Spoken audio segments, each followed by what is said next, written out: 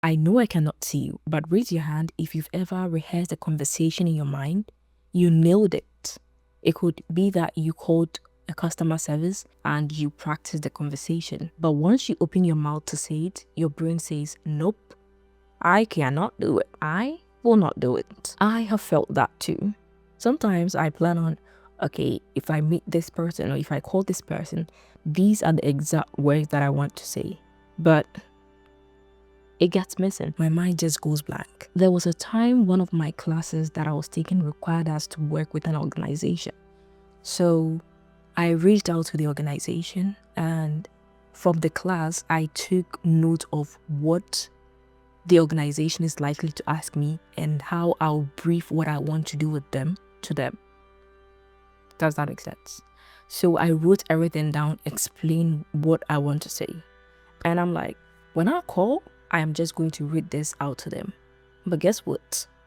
Even the reading did not work. So you have to put in more effort to get it done perfectly. And I'll show you how. Welcome to Biba's Avenue. My name is Biba, and I help you level up your communication skills, your branding, and confidence. If you've not subscribed already, make sure you do. Give this video a thumbs up and share it to a friend who may need this. Now, buckle up and let's dive right in.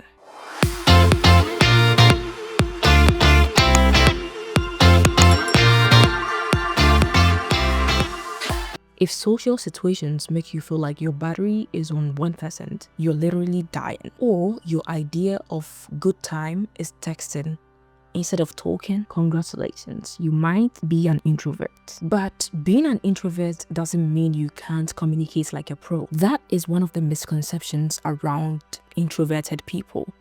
You think that because you're an introvert, you cannot speak well. Today, I'm gonna give you 3 communication hacks that every introvert needs to survive. And actually not just to survive, but to thrive. No fake extroverted energy required. Let's get into it. Let me start by saying that silence is not awkwardness, unless you believe it is. As an introvert, you naturally think before you speak. And that's a superpower. It is. So instead of trying to keep up with fast talkers, what you need to do is embrace the pauses. Take about 2 to 3 seconds before responding. It shows that you're intentional and not unsure. You can try this hack the next time you're having a conversation. It could be an interview or anything. When you're asked a question, instead of rushing to give an answer, you can say that, oh, that's a good question.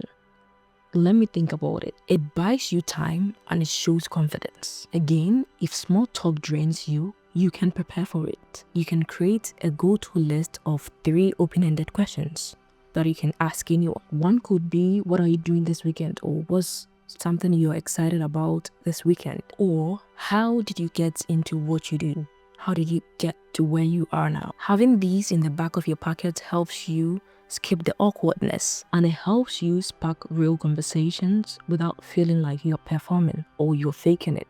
Lastly, lead with listening. You don't have to talk the most to make the biggest impact. In fact, some of the most powerful communicators are quiet listeners. Practice active listening by nodding while you listen, making eye contact, or even paraphrasing what the person just said, or repeating what the person said. When you do that, it makes people feel heard, and in return, they will be more likely to listen when you speak. And when you finally share your thoughts, they go harder because people know you speak with meaning.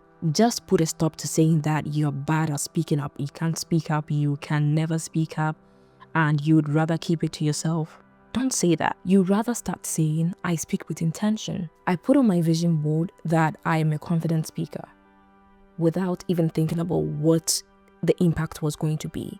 And suddenly, I became that person that I put on my vision board. That is how much reframing impacts your thoughts and your output. Your words matter not because they are loud, but because they are thoughtful. That's your edge. So whenever you are preparing for an interview, any kind of conversation, just try to speak up more instead of being quiet.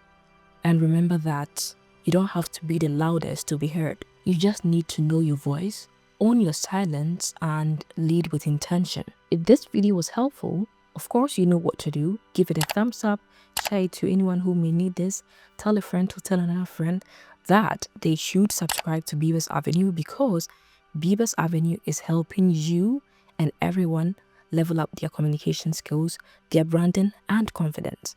Until next time, remember, your voice is your power. Bye for now.